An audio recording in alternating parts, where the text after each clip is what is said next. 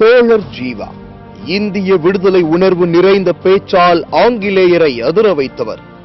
காந்தியின் கொள்கை, பெரியாரின் களப்பணி போன்றவற்றை பின்பற்றி கக்கன், ராஜாஜி, காமராஜர் வரிசையில் மார்க்சியவாதி ஜீவானந்தம்.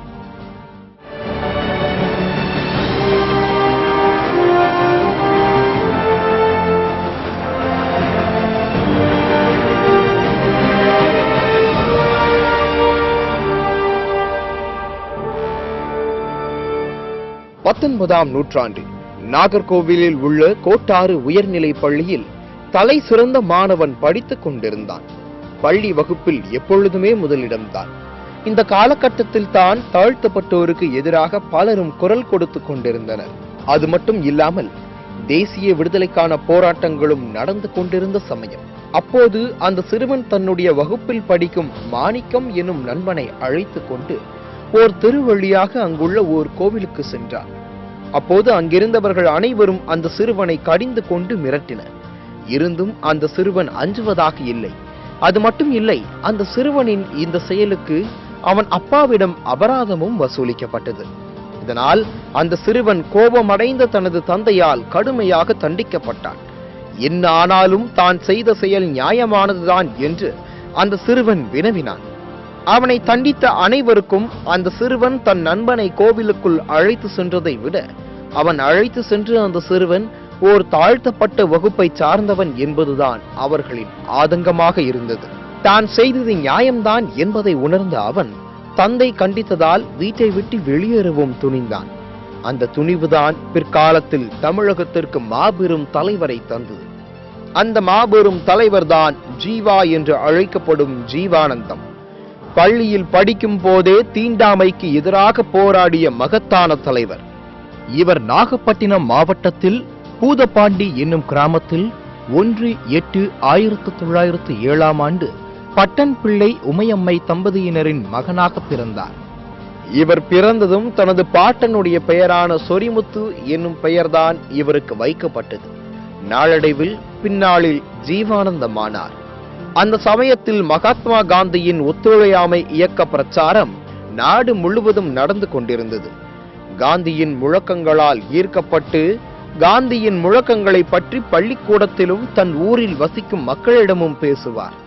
அவர் 4ஆம் வகுப்பு படிக்கும் போதே கவிதை கட்டும் திறன் அவருக்கு அதிகமாக இருந்தது. அதே போதே அவர் காந்தியும் அவரது கைராட்டினத்தையும் பற்றிய தன் முதல் கவிதையை எழுதினார். தனது 5வது வகுப்பில் வெண்பாக்களை இயற்ற ஆரம்பித்தார். ஏராளமான நூல்களை படித்து தனது பொது அறிவை வளர்த்து கொண்டார். தமிழ், இலக்கியம், அரசியல், தத்துவ நூல்கள் என அனைத்தையும் கற்றார். கலைகளில் அதிக ஆர்வம் கொண்டார். சொந்தமாக ஓர் நாடகத்தையும் இயற்றினார். இப்படி சமத்துவத்திற்கு ஆதரவாக குரல் கொடுத்த அவர் பல சீர்திருத்தங்களும் போராட்டங்களும் செய்தார். அப்போது ஜாதி கொடுமை, பெண் அடிமை, விதவை கொடுமை, மூட பழக்கங்கள் முதலியவற்றை சமூகத்திலிருந்து வேரோடு சாய்த்து வீழ்த்த வேண்டும் என்பதை நோக்கமாக கொண்டு செயல்பட்ட சுயமரியாதை இயக்கத்தால் ஈர்க்கப்பட்டார். அவரது பள்ளி படிப்பு முடிந்த அந்த காலகட்டத்தில் காங்கிரஸ் இயக்கத்தின் கோட்பாடுகளின் மீது அவருக்கு பிடிப்பு ஏற்பட்டது. அதனால் நெல்லை மாவட்டம் சேரன்மாதேவியில் காங்கிரஸ் இயக்க தலைவர்களில் ஒருவரான வாவேசு ஐயரால் நடத்தப்பட்டு வந்த ஒரு ஆசிரமத்தில் ஆசிரியராக பணியமர்த்தப்பட்டார். ஆனால் அந்த ஆசிரமத்தில் தான் எதிர்த்த தீண்டாமை தலைவிரித்தாடி கொண்டிருக்கையில் அதை அவர் கடுமையாக சாடி அங்கிருந்து வெளியேறினார். அந்த சமயம் ஜீவாவும் பெரியாரும் காங்கிரஸ் இயக்கத்தில் பணியாற்றிக் கொண்டிருந்தனர். ஓர் முறை காஞ்சிபுரத்தில் நடைபெற்ற காங்கிரஸ் மாநாட்டில் பெரியார் இதை விவாதத்திற்கு கொண்டு வந்தார். இருந்தும் காந்திஜி, ராஜாஜி போன்ற வர்ணாசிரமவாதிகளால் விவாதம் தோற்று போனது. இதனால் பெரியார் காங்கிரஸில் இருந்து விலகி சுயமரியாதை இயக்கத்தை தொடங்கினார். அந்த சமயம் ஜீவா சிராவயல் ஆசிரமத்தை தொடங்கினார். இங்கு பலரின் எதிர்ப்பையும் மீறி தீண்டாமைக்கு எதிராக போராடினார். அவரோடு தடையை மீறி கோவிலுக்குள் அழைத்து செல்லப்பட்ட தனது சிறுவயது நண்பனான மாணிக்கமும் மற்றொரு நண்பரான CB இளங்கோவும் ஆசிரம பணியில் ஈடுபட்டனர். தன் தோழர்கள் இருவரோடு சேர்ந்து சிறந்த கல்வி பணி ஆற்றினார். ஜீவாவுக்கு இருந்த காந்திய சுதேசிய கொள்கை பற்றுதலின் காரணமாக ஆசிரம மாணவர்களுக்கு காந்திய நிர்மாண திட்டத்தோடு தேவாரம், திருவாசகம், திருக்குறள், நிகண்டு மற்றும் பாரதியார் பாடல்கள் பயிற்றுவிக்கப்பட்டன.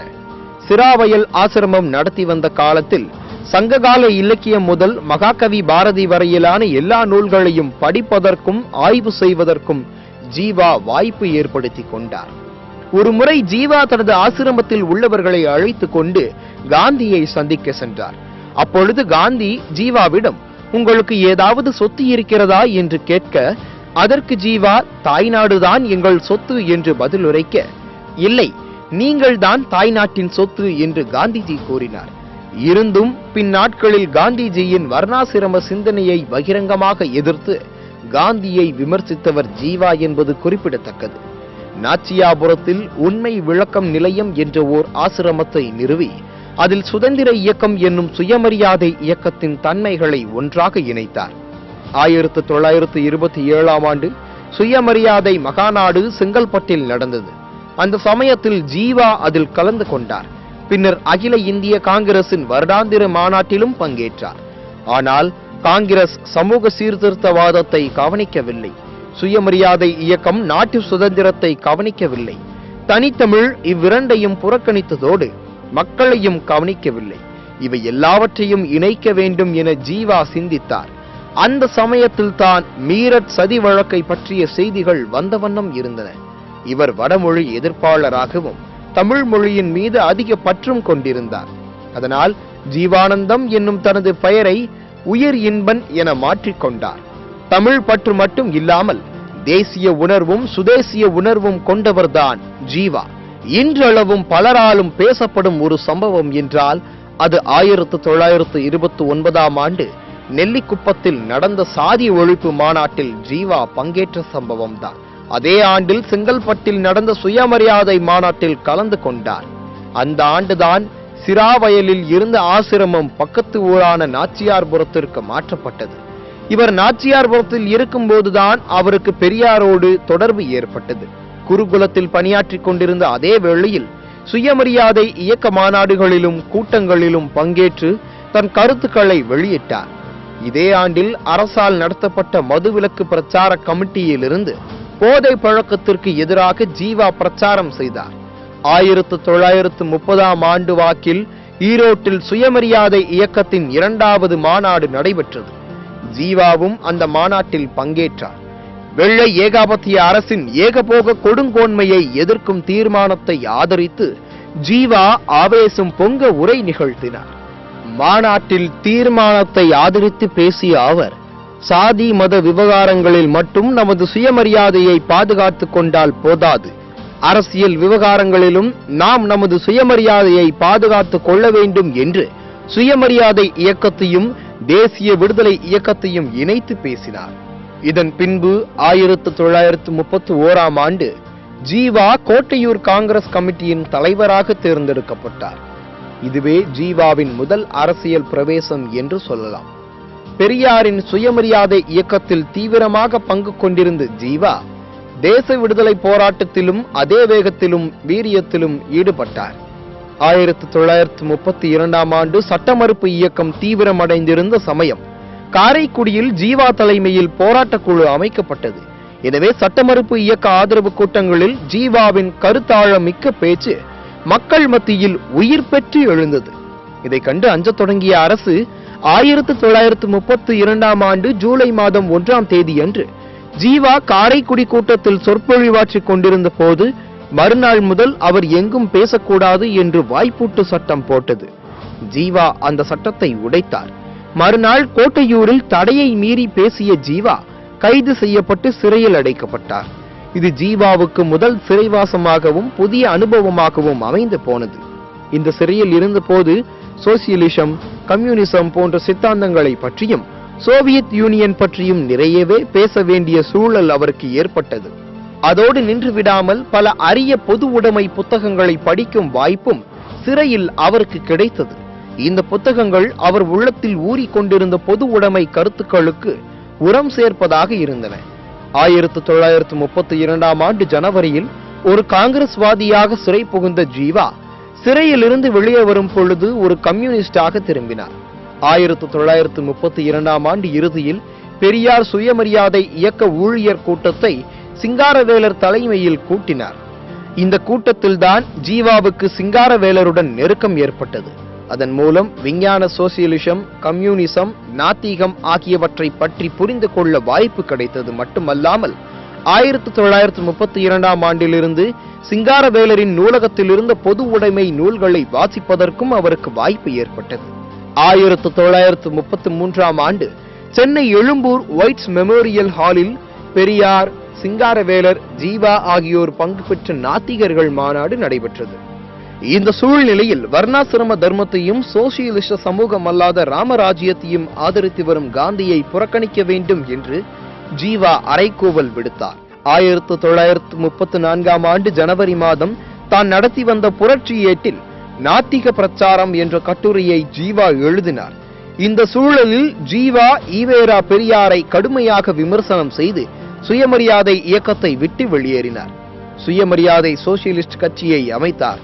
நாடெங்கும் பிரசித்தி பெற்ற புரட்சி வீரன் பகத்சிங் எழுதிய நான் நாத்திகன் ஏன் என்ற புத்தகத்தை தமிழில் மொழிபெயர்த்து வெளியிட்டு அதற்காக சிறைக்கும் சென்றார். கம்யூனிசம் என்ற பெயரை கேட்டாலே அதிகார வர்க்கம் நடுங்கிற்று. அப்பொழுது இக்கட்சி சட்டவிரோதமாக இருந்தது. தனது சோசியலிச நடவடிக்கையால் ஜீவாவிற்கு சென்னையில் சில கம்யூனிஸ்டுகளுடன் தொடர்பு ஏற்பட்டது.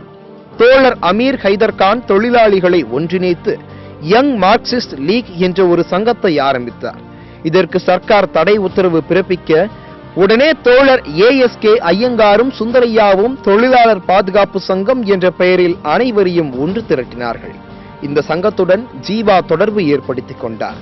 இந்த பழக்கங்களால் கம்யூனிஸ்ட் கட்சியை பற்றியும் அதனுடைய அன்றாட நடைமுறைகளை பற்றியும் ஜீவா நன்கு புரிந்து கொண்டார். அதன் கொள்கைகள் நாளுக்கு நாள் அவர் மனதில் ஆழமாக பதிந்தன. எந்த லட்சியத்திற்காக வீட்டை விட்டு வந்தாரோ, எந்த லட்சியத்திற்காக ஆசிரமத்தை நடத்தினாரோ, எந்த லட்சியத்திற்காக சுதந்திர போரில் கலந்து கொண்டாரோ, எந்த லட்சியத்திற்காக ஏழை மக்களை நேசித்தாரோ, அதே லட்சியத்திற்காகத்தான் கம்யூனிஸ்ட் கட்சி போராடுகிறது என்பதை ஜீவா உணர்ந்தார். தன் வாழ்நாளில் எதையெல்லாம் உயர்ந்ததென்றும் நல்லதென்றும் அவர் நினைத்தாரோ அவையெல்லாம் கம்யூனிஸ்ட் கட்சியின் கொள்கையிலும் வேலை முறையிலும் திட்டத்திலும் இருப்பதை அவர் கண்டார். இந்த காலத்தில்தான் அகில இந்திய காங்கிரஸ் சோசியலிஸ்ட் கட்சி அமைக்கப்பட்டது. இதனுடன் ஆரம்ப காலத்தில் கம்யூனிஸ்ட் கட்சியினர் சேராமல் இருந்தனர். கம்யூனிஸ்ட் கட்சி சட்டவிரோதமானபடியினால் சோசியலிஸ்ட் கொள்கையை பரப்ப முடியாமல் இருந்தது. எனவே கம்யூனிஸ்ட் கட்சியினர் காங்கிரஸ் சோசியலிஸ்ட் கட்சியில் சேர்ந்து வேலை செய்வது என்று முடிவு கட்டினர். தமிழ்நாட்டில் ஓர் கமிட்டி நிறுவப்பட்டது. அதற்கு தோழர் சீனிவாசராவ் காரியதரிசியாக தேர்ந்தெடுக்கப்பட்டார். தமிழ்நாடெங்கும் இக்கட்சி அமைக்கும் பொறுப்பு ஜீவாவிடம் ஒப்படைக்கப்பட்டது. வர்க்க உணர்ச்சியை மறந்து முதலாளிகளை கண்டு நடுங்கி எப்படி போராடுவது என்று புரியாமல் விழித்துக் கொண்டிருந்த தமிழ்நாட்டு தொழிலாளி வர்க்கத்திற்கு உணர்ச்சியூட்டி ஸ்தாபனம் அமைத்து கொடுத்து போராட வைத்தார் அவர். ஜீவா என்றால் முதலாளிகளுக்கு சிம்ம சொப்பனம். 1937ஆம் ஆண்டில் மாபெரும் வேலை நிறுத்தம் ஜீவாவின் தலைமையில் நடந்தது. 30,000 தொழிலாளர்களுக்கு மேல் போராட்ட காலத்தில் நின்று போராடி ஜெயித்தனர். பின்னர் பல போராட்டங்களை ஜீவா தலைமை தாங்கி தொழிலாளி வர்க்கத்திற்காக நடத்தினார். வெற்றி பெற்றார். அந்த வெற்றி தொழிலாளிகளின் வெற்றியாகவே அவர் கருதினார். 1939ஆம் ஆண்டில் இவ்விதம் தொழிலாளர்கள் போராட்டங்களை நடத்தியதற்காக அகில இந்திய காங்கிரஸ் கமிட்டி ஜீவாவின் மீது ஒழுங்கு நடவடிக்கை எடுத்தது. யுத்தம் ஆரம்பித்தது. தொழிலாளர் தலைவர்களை அதிகார வர்க்கம் வேட்டையாடியது. யுத்தத்தை எதிர்த்து பேசியதற்காக அக்டோபர் 28ஆம் தேதி ஜீவா கைது செய்யப்பட்டார். 2.5 மாதம் சிறைக்கு பின் மீண்டும் தன் பணியை தொடங்கினார். திடீரென்று ஜனவரி மாதம் 11ஆம் தேதி சென்னை மாகாணத்தை விட்டு வெளியேற வேண்டும் என்று அதிகார வர்க்கம் உத்தரவு போட்டது. எனவே காரைக்கால் சென்றார். அங்கிருந்தும் விரட்டப்பட்ட பின் பம்பாய்க்கு சென்றார். அங்கு கைது செய்யப்பட்டு வேலூர் சிறைக்கு கொண்டு வரப்பட்டார். 1940ஆம் ஆண்டு மார்ச் மாதத்தில் தேசமெங்கும் கம்யூனிஸ்டுகள் கைது செய்யப்பட்டனர். பின்னர் விடுதலையாகி தன் சொந்த ஊருக்கு சென்றார். அங்கு பூதபாண்டியை விட்டு அவர் வெளியேறக்கூடாது என அரசு உத்தரவு போட்டது. இதனால் ஜீவாவுக்கு திருவாங்கூர் மக்களுக்கு சேவை செய்ய வாய்ப்பு ஏற்பட்டது. பல வாலிபர் சங்கங்களையும் தொழில் சங்கங்களையும் ஏற்படுத்தினார். பின்னர் தமிழ்நாட்டு தொழிலாளர்களிடம் ஜீவா திரும்பி வந்தார். தமிழ்நாட்டில் ஜீவா செல்லும் இடங்களிலெல்லாம் வாலிபர்களும் தொழிலாளிகளும் மக்களும் திரண்டு வந்தனர். தன் வாழ்நாள் முழுவதையும் இந்த நாட்டுக்காகவும் நாட்டு மக்களுக்காகவும் அர்ப்பணித்து வாழ்ந்தவர்தான் ஜீவா. கர்ம வீரர் காமராசர் அவர்களின் போர்க்கள ஆட்சி காலத்தில் சென்னையில் உள்ள தாம்பரம் குடிசைவாசிகளுக்கு பட்டா வேண்டும் என்று ஜீவானந்தம் போராடினார். அங்கு ஒரு பள்ளியை அமைக்க வேண்டும் என்றும் அவர் கோரிக்கை விடுத்திருந்தார். நல்ல முறையில் பள்ளியை கட்டி முடிக்க காமராசரின் ஆட்சியில் அந்த பள்ளியை திறக்கும் நிகழ்ச்சி நடைபெற்றது. அந்த பள்ளிக்கு அடிக்கல் நாட்டியவர் ஜீவா என்பதால் அவரையும் அழைத்து செல்வதுதான் சரியாக இருக்கும் என்று நினைத்து காரை ஜீவாவின் வீட்டிற்கு விடச் சொன்னார். போகும் வழியில் ஜீவாவின் வீட்டிற்கு சென்று பார்த்தபோது ஒழுகும் கூரை வீடு ஒன்றில் குடியிருந்தார் ஜீவா. திடீரென தன்னுடைய வீட்டிற்கு காமராஜர் வந்திருந்ததை கண்டு ஆச்சரியப்பட்டார். காமராசர், என்ன நீங்க இந்த வீட்டிலேயா இருக்கீங்க என்று கேட்க, உடனே ஜீவா, நான் மட்டுமா, இங்கே இருக்கிற எல்லாரையும் போலத்தான் நானும் இருக்கிறேன் என்று சர்வ சாதாரணமாக சொன்னார். நாட்டின் முதல்வரான காமராஜரை உட்கார வைக்க ஒரு நாற்காலி கூட இல்லாததால் இருவரும் நின்று கொண்டே பேசினார்கள்.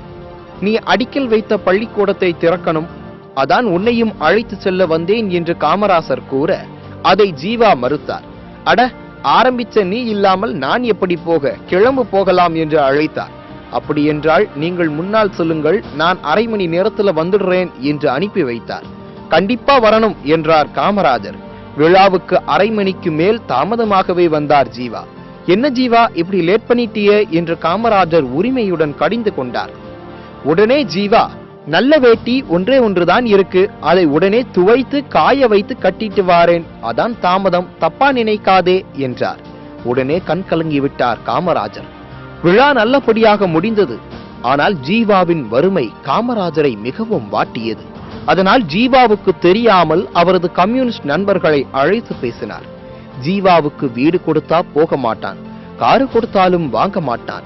ஆனா அவனை போல தியாகிகள் எல்லாம் இத்தனை கஷ்டப்படக்கூடாது, என்ன செய்யலாம் என்றார். கூட்டத்தில் இருந்த ஒருவர், ஜீவாவின் மனைவி படித்தவர், அதனால் அவருக்கு ஏதாவது பள்ளியில் அரசு வேலை கொடுத்தா அந்த குடும்பம் நிம்மதியாக இருக்கும் என்றார். உடனே காமராஜர், ரொம்ப நல்ல யோசனை, ஆனா நான் வேலை கொடுத்தா அவன் மனைவியை வேலை செய்ய விட மாட்டான், அதனால நீங்களா ஜீவா மனைவியிடம் பேசி வீட்டுக்கு பக்கத்துல பள்ளிக்கூடத்துல ஒரு வேலை காலியாக இருக்குன்னு சொல்லி மனு போட சொல்லுங்க, உடனே நான் வேலை போட்டு தரேன், ஆனா இந்த விஷயம் வேறு யாருக்கும் தெரியக்கூடாது என்று சொல்லி அனுப்பி வைத்தார்.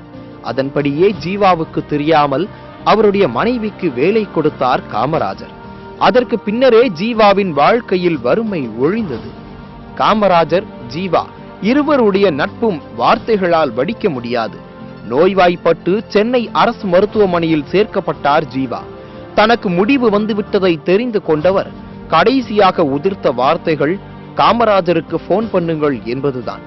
தன்னலம் கருதாமல் இளைய தலைமுறையினருக்கு முன்னுதாரணமாக திகழ்ந்த ஜீவானந்தம் அவர் 1963ஆம் ஆண்டு தனது 55வது வயதில் விண்ணுலகை சென்றடைந்தார். தமிழக அரசு இவரது நினைவை போற்றும் வகையில் நாகர்கோவிலில் பொது உடைமை வீரர் ஜீவானந்தம் மணிமண்டபம் அமைத்துள்ளது. புதுச்சேரியில் அரசு பள்ளிக்கு இவரது பெயர் சூட்டப்பட்டுள்ளது. அடித்தட்டு மக்களோடு மக்களாக வறுமையை உணர்ந்த பகிர்ந்த தலைவர்கள் கர்ம வீரர் காமராஜன், கக்கன் போன்றவர்கள். அவர்களில் ஒருவர்தான் ஜீவா. இனி நாம் எங்கே காணப்போகிறோம் இது போன்ற தலைவர்களை?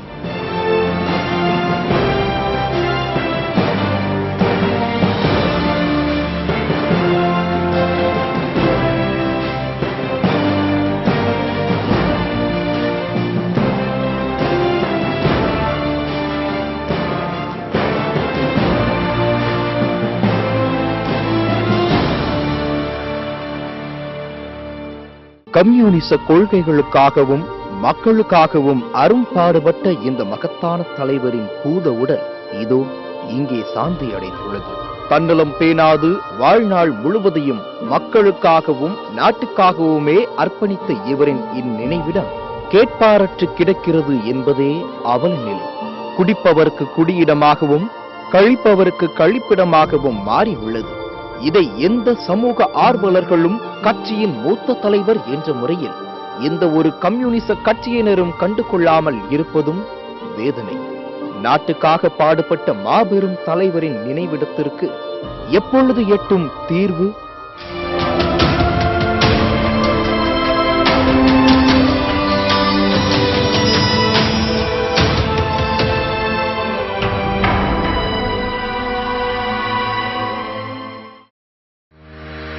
மேலும் செய்திகளை உடனுக்குடன் தெரிந்து கொள்ள சத்யம் டிவி iOS Android ஆப்பை டவுன்லோட் செய்யுங்கள் மற்றும் சத்யம் டிவி என்கிற யூடியூப் சேனலிலும் சத்யம் நியூஸ் என்ற Facebook Twitter அக்கவுண்டிலும் செய்திகளை உடனுக்குடன் காணலாம்.